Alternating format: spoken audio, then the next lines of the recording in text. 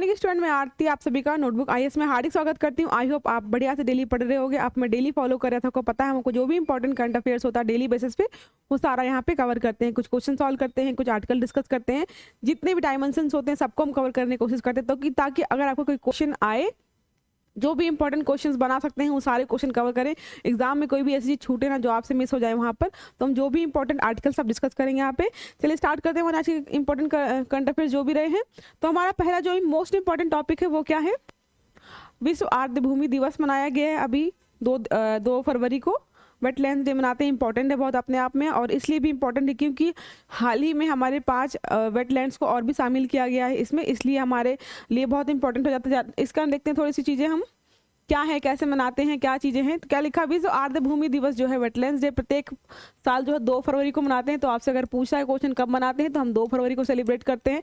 बोला पूरी दुनिया मनाया जाता है इस दिन। मुख्य उद्देश्य क्या है? ग्लोबल वार्मिंग का सामना करने में आर्द्र भूमि जैसे दलदल जो मैंग्रोव के महत्व के बारे में जागरूकता फैलाना। देखिए जो मैंग्रोव वगैरह होते हैं ना, दलदली क्षेत्र होते हैं ना, ज़्यादा वहाँ पे सूखा होता है ना ज़्यादा पानी होता है, तो ये क्या करते हैं हमारे इन्वायरमेंट को बहुत अच्छे तरीके से कवर करते हैं। अब बहुत जैसे सुनामी वगैरह हो गए और बहुत चीज़ें होती, उनसे ना हमारे इन्वायरमेंट को या जहाँ भी जिस एरिया में होते हैं वहाँ पे सुरक्षा प्रदान करते हैं, इसलिए भी बहुत इंपॉर्टेंट हो जाते हैं। और बहुत सारे क्या होता है, पशु पक्षी वगैरह बहुत सारे का ये निवास स्थान भी होता है, जलीय जीव भी रहते हैं वहाँ पे, पशु पक्षी वगैरह भी रहते हैं, तो इसलिए भी अपने आप में बहुत इंपॉर्टेंट हो जाता है क्योंकि बहुत सारी चीज़ें वहाँ पे अपना एक तरीके से निवास बनाती हैं। देखिए क्या लिखा है, आर्द्र भूमि जो है दुनिया के कुछ सबसे नाजुक और संवेदनशील पारिस्थितिकी तंत्र है। बहुत सेंसिटिव एरियाज होते हैं यहाँ पर। पौधों और जानवरों के लिए अद्वितीय आवासों का समर्थन करते हैं। बहुत ज़्यादा मतलब अच्छा इन्वायरमेंट प्रदान करते हैं, पौधों को हो चाहे जानवरों को हो, क्योंकि जैसे अगर कोई एरिया है यहाँ पे तो यहाँ पे अलग तरीके की अलग तरीके के पेड़ पौधे उगते हैं, और यहाँ पे जो जीव निवास करते हैं वो भी अलग तरीके के होते हैं, तो इसलिए बहुत सेंसिटिव जोन मानते हैं इनको। बोला दुनिया भर में लाखों लोगों को आजीविका प्रदान करते हैं। बहुत सारे लोग यहाँ से क्या करते हैं, अपनी आजीविका चलाते हैं।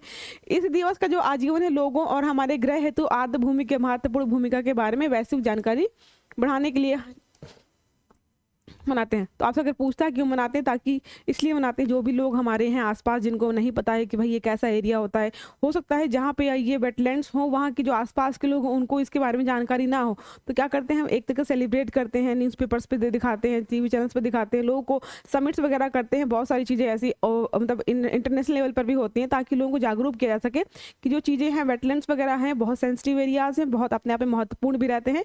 इन्वायरमेंटल हो चाहे वो इकोनॉमिकल हो या सोशल फैक्टर्स वगैरह सबको कवर करता है ये, ठीक है।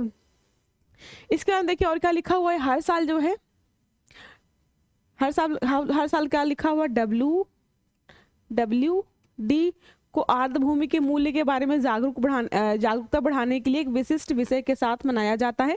इस वर्ष के आर्द्र भूमि दिवस की थीम पूछ सकता है आपसे।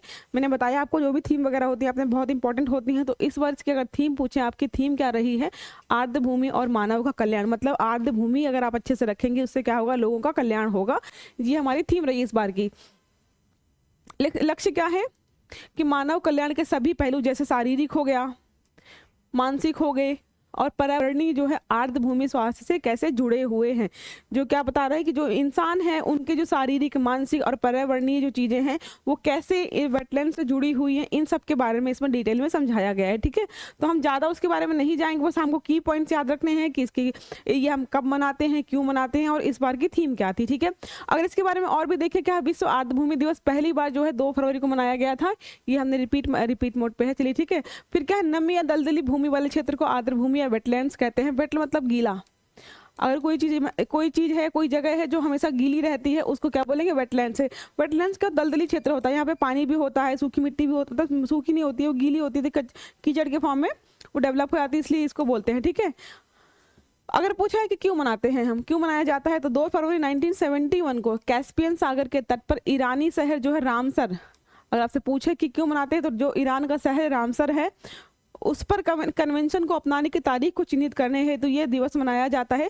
2 फरवरी 1971 को जो ईरान का रामसर है शहर, वहाँ पे कन्वेंशन हुआ था, इसलिए भी हर साल मनाते हैं।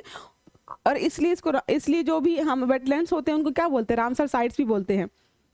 इसके बारे में और देखिए क्या, विश्व आर्द्र भूमि दिवस पहली बार 1997 में मनाया गया था। इस दिन सबमिट हुई थी इस दिन 1971 को सबमिट हुई थी और पहली बार हमने जो सेलिब्रेट किया था 1997 में सेलिब्रेट किया था। आर्द्रभूमियाँ हैं क्या, बताया मैंने आपको, दलदली क्षेत्र होते हैं, लेकिन अगर डिटेल थोड़ा देखें तो क्या है ये, आर्द्रभूमि एक ऐसा स्थान है जहां पौधे और पशु प्रजातियों की घनी विविधता पाई जाती है। ये जैव विविधता से भी समृद्ध होता है। ऐसे भूमि क्षेत्र हैं जो हमेशा या मौसम में संतृप्त जलमग्न रहते हैं। आर्द्रभूमि जल को प्रदूषण से मुक्त बनाता है। क्या है, यहाँ पे हमेशा पानी भरा रहता है, चाहे आपका सूखा हो, चाहे बारिश हो, चाहे ठंड हो, यहाँ पे हमेशा पानी भरा रहता है। ये पानी को शुद्ध भी बना, स्वच्छ भी बनाते हैं, शुद्ध रखते हैं। इन चीज़ों के लिए भी आर्द्रभूमि अपने आप में बहुत इंपॉर्टेंट है। एक हमारा नेक्स्ट आर्टिकल है, क्या है, विश्व अंतर धार्मिक सद्भाव सप्ताह जो मनाते हैं, हर साल हम मनाते हैं, 1 से 7 फरवरी के बीच मनाया जाता है। सद्भाव मतलब क्या है, जो ऑल ओवर वर्ल्ड में जितने भी धर्म वगैरह हैं, जितने भी मान्यताएं हैं लोगों की, उन सब की हम रेस्पेक्ट करें, सबको अलग एकदम सद्भाव से देखें, किसी से लड़ाई झगड़ा ना करें। इन चीज़ों को मतलब भाईचारा जो होता है, भाईचारा को बढ़ाने के लिए, लोगों के अंदर जो द्वेष की भावना रहती है ना, उन चीज़ों को कम करने के लिए भी हर बार सेलिब्रेट करते हैं, इंटरनेशनल लेवल पर सेलिब्रेट करते हैं और बहुत सारी चीज़ें इसमें देखेंगे हम। ठीक है, क्या बोला है, प्रतिवर्ष 1 फरवरी से 7 फरवरी तक मनाते हैं। संपूर्ण विश्व में वर्ल्ड इंटरफेस हार्मनी वीक जो है वो मनाया जाता है। हार्मनी मतलब ये होगा सद्भाव दिवस मनाते हैं, जो आपसी समझ, शांति और सद्भाव को बढ़ावा देने के लिए कि हम आपसी एक इसलिए मनाते हैं ताकि हम दूसरे के धर्म के बारे में जान सकें, उनके धर्म में कैसी कैसी चीज़ें होती हैं उनको समझें, उनके रिस्पेक्ट करें, एक तरीके से सद्भाव बढ़ाएं, एक दूसरे के साथ अच्छे रिलेशनशिप मेंटेन करें और हम ऑल ओवर वर्ल्ड में शांति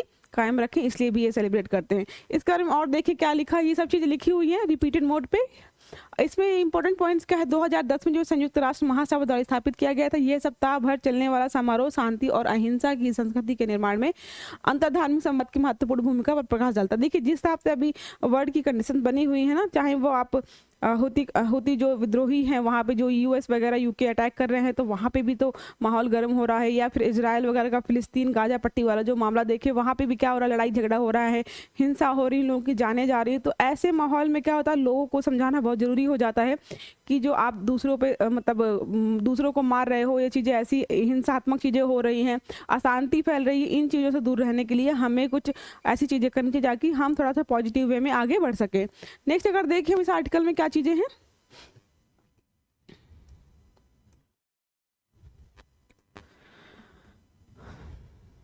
इसका इतिहास देखते हैं कि ये कब से स्टार्ट हुआ है, इसकी सारी चीज़ें कैसी रही हैं।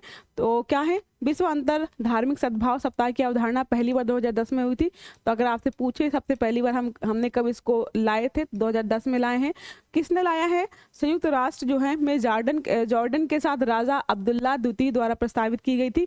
अगर आपसे पूछता किसने प्रस्तावित किया था ये, तो राजा अब्दुल्ला द्वितीय हैं, उन्होंने ये प्रस्ताव रखा था।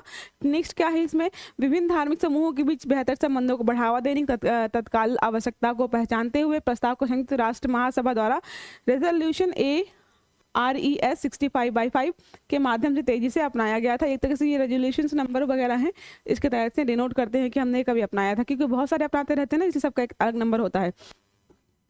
यह पहल सरकारों, संस्थानों और नागरिक समाज से आपसी समझ और सहयोग बढ़ाने के उद्देश्य से विभिन्न कार्यक्रमों और पहलों के माध्यम से, तो यही बताया जा रहा है कि UN जो है, संयुक्त राष्ट्र सभा है, उसने स्टार्ट किया था और अब्दुल्ला द्वितीय जो है उन्होंने प्रस्ताव रखा था, उसके बाद सारी चीज़ें पटल पर लाई गई। और हम हर साल अब क्या करते हैं, 2010 के बाद हर साल जो है हम फरवरी में 1 से 7 तारीख तक हम सद्भाव दिवस मनाते हैं। ठीक है, आप याद रखिएगा। नेक्स्ट हमारा आर्टिकल क्या है, इसी में रिलेटेड थोड़ी रामसर साइट्स का देखते हैं। रामसर साइट्स वगैरह क्या हैं, कैसे हैं, कितनी है, तो देखते हैं क्या है हमारे इंडिया के परिप्रेक्ष्य में ये चीज़ें हैं। क्या है, श्री भूपेंद्र यादव जो हैं उन्होंने क्या बोला है, India increases it's tally of Ramsar sites to 80 by adding 5 more wetlands to the list of the eve of World Wetlands Day। तो हमारे पास पहले कितनी थी, अगर आपसे क्वेश्चन पूछता है हमारे इंडिया में कितने वेटलैंड साइट्स हैं, तो अब हो गई हैं टोटल 80 साइट्स हमारे यहाँ अवेलेबल है। पहले सिर्फ और सिर्फ कितनी 75 थी। आप ये याद रखिएगा, क्योंकि नंबर ऑफ साइट्स पूछता है ना कि हमारे इंडिया में वेटलैंड साइट्स कितनी हैं, तो हमारे यहाँ पे अब कितनी है, 80 हैं। ये कुछ लिस्ट है आपकी कि कौन सी कहाँ पर है, ज़्यादा नहीं रखी है मैंने, थोड़ी ही रखी है। आप इसके एक बार देख लीजिएगा, ठीक है, जो चीज़ें इसमें लिखी हुई हैं सारी एक बार गो थ्रू कर लीजिएगा कि कौन सी कहाँ पर है।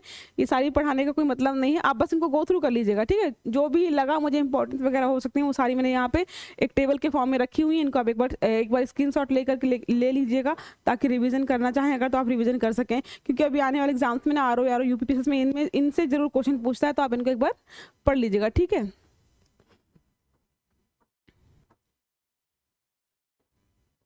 अब बजट का देखते हैं, हमारा जो इम्पोर्टेंट आर्टिकल होना चाहिए बजट से रिलेटेड कुछ आर्टिकल्स हमने ऑलरेडी द हिंदू वाले जो हमारा एक अलग से वीडियो आता है उसमें डिस्कस कर लिया। तो जो चीज़ें वहाँ पे नहीं हुई हैं या फिर मुझे लगा कि थोड़ी और चीज़ें बता सकते हैं तो वो मैंने यहाँ पे रिपीट मोड में थोड़े से डाली है। बाकी अगर आप हिंदू का स्पेशली अगर कोई मतलब वीडियो देखना चाहते हैं जो बजट से रिलेटेड हो तो हमारा द हिंदू वाला आर्टिकल आप एक बार चेक कर लीजिएगा, ठीक है। तो हम थोड़ी जो चीज़ें डिस्कस करेंगे बजट के बारे में क्या है। वित्त मंत्रालय की नीति आयोग और अन्य संबंधित मंत्रालयों के परामर्श से भारतीय केंद्रीय बजट तैयार करता है, ठीक है। वित्त मंत्रालय में आर्थिक मामलों के विभाग जो हैं का बजट प्रभाग बजट तैयार करने के लिए जिम्मेदार है। अगर आपसे पूछे कि बजट कौन तैयार करता है तो हमारा आर्थिक मंत्रालय जो है वो सारी चीज़ें देखता है और हमारा वित्त मंत्रालय ही चीज़ों को आगे बढ़ाता है। देखिए अगर आपसे अगर क्वेश्चन पूछ सकता है तो ये पूछ सकता है, इससे वनडे एग्जाम्स वगैरह जो होते हैं, जैसे अभी आर का एग्जाम आने वाला है या फिर और भी एग्जाम्स होने वाले, तो उससे पूछ सकता है कि अगर बात करें कि वह कौन से मतलब हमारे फाइनेंस मिनिस्टर रहे जिन्होंने लॉन्गेस्ट बजट स्पीच दी है या फिर जिन्होंने लॉन्गेस्ट बजट स्पीच स्पीकर मतलब इसमें दिया गया है ना कि जिन्होंने लॉन्गेस्ट बजट स्पीच दी है। तो हमारे जो former prime minister Manmohan Singh रहे हैं during his stint of as finance minister delivered a longest budget speech in terms of word count. अगर वर्ड काउंट के मामले में देखा जाए तो उन्होंने इतने वर्ड्स में एक स्पीच दी थी 1991 में, ठीक है, आप इसको याद रखिएगा। अगर बात करें हम हमारी जो अभी हाल की जो हमारी फाइनेंस मिनिस्टर निर्मला सीतारमण जी हैं उनके बारे में बात करें तो उन्होंने जो मतलब बजट स्पीच दी थी 2.42 आवर्स की थी, 2020 में दी थी, ठीक है। अगर बात करें बजट की तो पहले हम ना मतलब फाइल के फॉर्म में बजट प्रेजेंट करते थे, लेकिन अब क्या किया हमने पेपरलेस बजट प्रेजेंट करते। पेपरलेस मतलब एक मैम और जो हमारी फाइनेंस मिनिस्टर हैं वो एक टैब लेकर के आती हैं, सारी चीज़ें उसमें होती हैं और उसी के थ्रू वो सारी चीज़ें बताती हैं। पहले क्या था, पूरी फाइल बन के आती थी, दस्तावेज होता था, उसको वहाँ पर लेके आते थे हमारे जो भी फाइनेंस मिनिस्टर होते थे, फिर वो स्पीच डिलीवर करते थे, सारी चीज़ें वहाँ पर डिक्टेट करते थे। लेकिन अभी थोड़ा चीज़ें चेंज हो गई, ठीक है। आप मुझे कमेंट करके बताइएगा कि जो हमारा हम अभी जो पेपर फ्री जो पेपरलेस हम बजट प्रेजेंट करते हैं वो कब से स्टार्ट किया गया है, ठीक है। ये मैंने एक टेबल डाली है कि किस वित्त मंत्री ने कितनी बार बजट प्रस्तुत किया। तो सबसे ज़्यादा बार अगर किसी ने किया तो मोरारजी देसाई जी ने किया है, 5 बार किया है। आप इनको याद रखिएगा, ठीक है। एक तरीके से क्रम है ये, जैसे ऐसे ही डाल दिया ताकि आपको एक नॉलेज रहे कि हाँ सबसे ज़्यादा किसने प्रस्तुत किया है, ठीक है। बात करें हमारे अगर मतलब हमारी इकोनॉमी कितने ट्रिलियन या कितने ट्रिलियन डॉलर्स की होने वाली है, तो एक हमारे मतलब इंडियन गवर्नमेंट ने एक सीक्वेंस सेट किया कि हम इतने साल में इतना कर लेंगे, 2025 में इतना करेंगे, 2028 में इतना करेंगे। तो उसका यहाँ पे एक मैप डाला है मैंने, क्या लिखा है, becoming a 7 trillion economy by 2030 is an inspirational target. क्या बोला है ना, 2030 तक हम 7 ट्रिलियन डॉलर की इकोनॉमी बन जाएंगे, ऐसा हमने टारगेट रखा है। हमने 2007 से 8 में क्या रखा था, 1 ट्रिलियन डॉलर, फिर 2014 से 15 2 था, 2021 से 22 3 था, 26 से 27 हमारा 5 था, और 29 to 30 हमने कितना रखा है, 7। और अगर हम बात करें 47 तक हम कितना कर लेंगे, तो 30 ट्रिलियन डॉलर कर लेंगे, ठीक है, ये हमने रखा है। तो अगर आपसे पूछता है कि हमारा टारगेट क्या है, डिसाइड क्या किया गया है, हम 2026-27 तक कितने ट्रिलियन डॉलर की हो जाएंगे, 29-30 तक, तो आपको याद रखना है, ठीक है। हमारा नेक्स्ट आर्टिकल क्या है, वो है जो यूएस हमें वीज़ा प्रदान करता है, H1B वीज़ा होता है जो चर्चा में बना हुआ है। क्योंकि अगर बात करें रेमिटेंस की, कहीं से भी अगर रेमिटेंस जो है कोई भी कंट्री सबसे ज़्यादा मतलब गेन करती है, या जो जैसे हाँ रेमिटेंस मतलब होता है कि हमारे भारतीय हैं वो अलग अलग कंट्रीज़ में काम कर रहे हैं, वहाँ से इनकम जनरेट करते हैं, उनको कुछ मतलब तनख्वाह वगैरह मिलती है, वो क्या करते हैं, वो भारत में भेजते हैं किसी भी फॉर्म में, तो उसको रेमिटेंस बोलते हैं। तो अगर सबसे ज़्यादा रेमिटेंस प्राप्त करने वाला कोई देश है वो तो भारत है, आप इसको याद रखिएगा, ठीक है। इसमें लिखा क्या है, H1 visa domestic renewal program launch किया गया है यूएस में, एक्सेप्टिंग एप्लीकेशन अंटिल अप्रैल 1 तक क्या किया उन्होंने, स्टार्ट किया है। जिनको भी अप्लाई करना है H1 वीज़ा वो अप्लाई कर सकते हैं। इसके कारण थोड़ा सा देखते हैं कि वीज़ा क्या है, कैसे दिया जाता है, किनको दिया जाता है, क्या है। It is a multiple entry non immigrant visa which allows foreign workers employed by US companies to work in the United state. तो जो भी मतलब एम्प्लॉयज़ होते हैं जो मतलब किसी कंपनी वगैरह में काम करने जाते हैं वहाँ पर, उनको ये H1B वीज़ा दिया जाता है, ठीक है। उनके वाइफ्स को, स्पाउस वगैरह को कौन सा वीज़ा दिया जाता है आप मुझे बताइएगा। जो H1B वीज़ा पे जो जाते हैं भारत से बाहर और उनकी जो वाइफ वगैरह होती हैं उनको कौन सा वीज़ा दिया जाता है, आप मुझे कमेंट करके बताइए, ठीक है।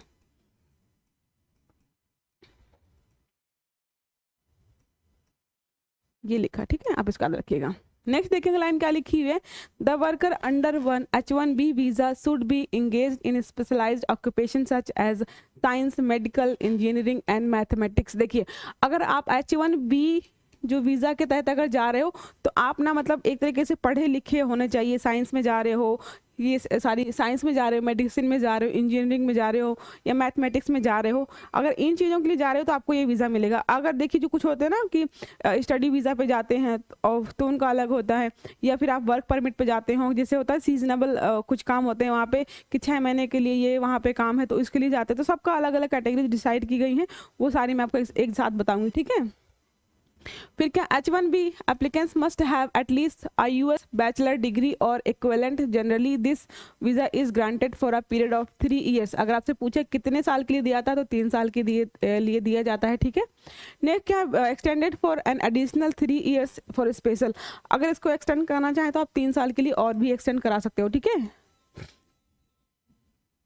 सर्वकट आंसर जो है H1B वीज़ा के requires the employer to apply on the personal behalf, अपने पर्सनल बिहाफ भी आप अप्लाई कर सकते हो, ग्रुप में या 3-4 लोग साथ ये नहीं होता है, वन टाइम में सिर्फ सिंगल पर्सन को ही वीज़ा मिलता है। Holders of H1B visas can sell or buy properties and invest in the stock market in the United State. अगर आप वहाँ पे रह रहे हो और आपको H1B वीज़ा मिला हुआ है तो आपसे क्वेश्चन पूछ सकता है कि आप सेल कर सकते हो प्रॉपर्टी या खरीद सकते हो वहाँ पे, या फिर स्टॉक मार्केट में इन्वेस्ट कर सकते हो, तो हाँ आप ये कर सकते हो, ये चीज़ यहाँ पे लिखी हुई है। फिर क्या है, एक L1 वीज़ा होता है, is an intra company transfer visa. जैसे होता है ना कि एक कंपनी हमारी जैसे मान लीजिए गूगल की है, एक ब्रांच वहाँ पे, एक ब्रांच इंडिया में है, तो अगर ट्रांसफ़र वगैरह होता है उनको जो वीज़ा मिलता है वो होता है L1 visa. It allows large multinational जो needs with operational across various countries to shift employees in specialized position on a temporary basis to the US। क्या होता है कि जैसे कोई यहाँ पे है काम कर रहा है, ठीक है, मान लीजिए गूगल में कोई काम कर रहा है इंडिया में, फिर उसको क्या होगा, कंपनी के द्वारा उसको वहाँ पे US भेजा जा रहा है, गूगल ही भेज रहा है, तो उसको कौन सा वीज़ा मिलेगा, L1 वीज़ा मिलेगा, आप याद रखिएगा, ठीक है। स्टूडेंट्स को भी मिलता है, आई थिंक J1 वीज़ा मिलता है, और भी चीज़ें होती हैं अलग अलग, सब डिस्कस करेंगे हम। ये वुमेन एम्पावरमेंट का मैंने ऐसे लिखा है, मतलब इसका मतलब कोई रेफरेंस है नहीं, तो एक बार इसको आप चेक कर लीजिएगा, ठीक है। हम चलते हैं नेक्स्ट क्वेश्चन पे, हमारे जो भी इंपॉर्टेंट क्वेश्चन रहे हैं आज के उनको एक बार डिस्कस करते हैं कि क्वेश्चन क्या है, कैसे सॉल्व करना है इनको।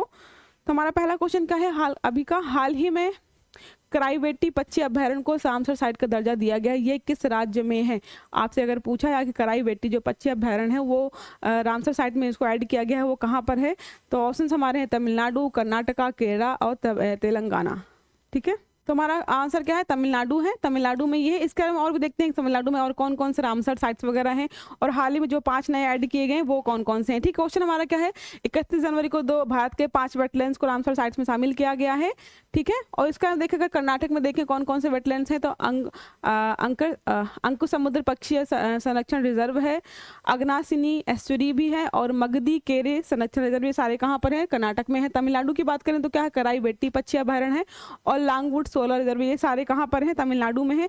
अगर बात करें 80 वेटलैंड्स को रामसर साइट का दर्जा मिल गया है, मतलब 75 थे पहले, अब कितने हो गए हैं, अब 80 हो गए हैं। अगर और बात करें क्या लिखा है, 16 वेटलैंड्स के साथ तमिलनाडु शीर्ष पर है। अगर आपसे पूछता है कि तमिलनाडु सबसे ज़्यादा वेटलैंड्स कहाँ पर है, तो तमिलनाडु में है, ठीक है, तमिलनाडु सबसे ज़्यादा साइट्स हैं। उत्तर प्रदेश में कितने हैं, 10 साइट्स हैं, आपसे क्वेश्चन पूछ सकता है। फिर क्या है लिखा, ईरान के रामसर शहर में वेटलैंड के संरक्षण को लेकर 2 फरवरी 1971 में एक समिट हुई थी, उसके बाद ही हमने स्टार्ट किया था, और हर साल हम कितने कम मनाते हैं, हम हर साल 2 फरवरी को मनाते हैं। आप मुझे क्वेश्चन का आंसर दीजिए कि भारत का पहला रामसर स्थल कौन सा है, जी सबसे पहले इस सूची में शामिल किया गया था, ठीक है। हमारा नेक्स्ट क्वेश्चन देखते हैं, आज का नेक्स्ट क्वेश्चन क्या है, हाल ही में 16वें वित्त आयोग में कितने पूर्णकालिक सदस्यों को नियुक्त किया गया है।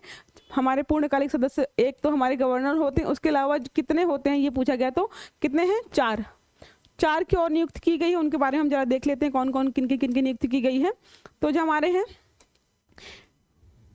ये तो आपको पता है, सेक्रेटरी हमारे ऋत्विक रंजन पांडे हैं, ये मैंने आपको पहले ही बता दिया है। और 16वें वित्त आयोग के अध्यक्ष कौन है, अरविंद पनगड़िया हैं, ये मैंने आपको पहले बता दिया ऑलरेडी। अगर बात करें किन की नियुक्ति हुई है, तो हमारे 4 है, AN झा हैं, और एनी जॉर्ज मैथ्यू हैं, और हमारे सौम्या कांति घोष हैं, और निरंजन राजाध्यक्ष, ये 4 हमारे हैं जिनकी नई नियुक्ति हुई है, वो पूर्णकालिक सदस्य के रूप में इनकी नियुक्ति हुई है। अगर आपसे बात करता है वित्त आयोग का गठन कौन से संवैधानिक अनुच्छेद के तहत करते हैं, 280 का ये उपयोग करते हैं, 280 के तहत हमारा वित्त आयोग बनाया गया है। ठीक है, अगर हम बात करें तो केसी नियोगी जो है प्रथम वित्त आयोग के अध्यक्ष बनाए गए थे, जो हमारा वित्त आयोग बना था, और एन के सिंह जो है अभी 15वें वित्त आयोग के अध्यक्ष बनाए गए हैं, आपको याद रखना है। ये सारी चीज़ें रिपीट मोड में है। ठीक है, नेक्स्ट हमारा क्वेश्चन कौन सा है, हाल ही में डब्ल्यूएचओ के औद्योगिक रूप से उत्पादित ट्रांस फैट को खत्म करने के लिए पहली बार कितने देशों को सम्मानित किया गया। मैंने आपको कल पढ़ाया था कि डब्ल्यूएचओ ने कितने कुछ कंट्रीज हैं उनको सम्मानित किया, क्योंकि ट्रांस फैट वगैरह तो जो तेल वगैरह होते हैं ना, फ्राइड मतलब कुक फ्राइड जो तेल की चीज़ें होती है जो हम खाते हैं ना, उनमें ऐसा फैट होता है जो शरीर के लिए बहुत नुकसानदायक होता है। तो कुल मिला कितनी कंट्रीज है, तो टोटल 5 कंट्रीज ऐसी हैं जिनको डब्ल्यूएचओ ने बहुत सराहना दी है, उनको पुरस्कार दिया, सम्मान दिया है, क्योंकि इन्होंने जो ट्रांस फैट उसको कम करने के लिए बहुत सारे अपने आप प्रयास किए हैं, तो इसलिए उनको पुरस्कार दिया गया डब्ल्यूएचओ के द्वारा। अगर हम बात करें डब्ल्यूएचओ कहाँ पर है या स्थापना कब हुई थी, तो 7 अप्रैल 1948 को इसकी स्थापना हुई थी। इसका हेडक्वार्टर कहाँ पे, जिनेवा स्विट्जरलैंड में इसका हेडक्वार्टर है। हेड कौन है, टेड्रोस एधनॉम, ये इनके अभी हेड हैं। ठीक है, नेक्स्ट क्वेश्चन हमारा देखते हैं, ये क्वेश्चन क्या है, हाल ही में Kashmir travels in paradise on earth पुरस्कार पुस्तक किसने लिखी, ठीक है, पुस्तक किसने लिखी है, क्या नाम है, travels in paradise on earth. ये पुस्तक किसने लिखी है, इस कैरेक्टर का नाम पूछ रहा है। तो ऑप्शन हमारे अरुण कुमार है, राकेश पाठक है, रोमेश भट्टाचार्य जी है और चेतना मारू हैं। तो हमारे सही आंसर क्या है, रोमेश भट्टाचार्य जी, ये इसका सही आंसर है। इन्होंने ये पुस्तक लिखी हुई है। ठीक है, बाकी जो ऑप्शंस वगैरह हैं हम बाद में डिस्कस करेंगे स्पेशली डिटेल में। नेक्स्ट क्वेश्चन हमारा क्या है, हाल ही में इंसानों में पहली बार ब्रेन चिप किसके द्वारा प्रत्यारोपित की गई, पूछ रहा है कि कौन सी कंपनी ऐसी जिन्होंने मानव मस्तिष्क में ब्रेन में चिप लगाई है, उसके बारे में पूछ रहा है। तो ऑप्शन देखते हैं हम,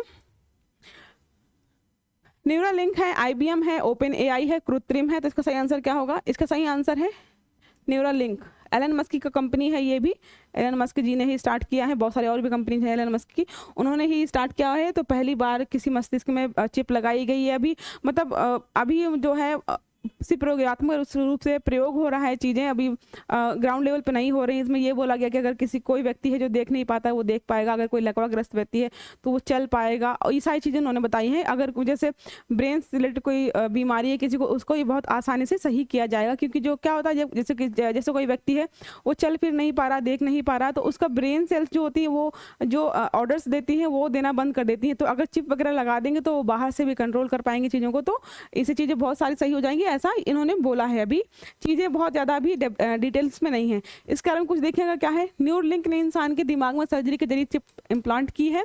ये डिवाइस एक छोटे सिक्के के आकार का है, ह्यूमन ब्रेन और कंप्यूटर के बीच सीधे कम्युनिकेशन चैनल बनाएगा।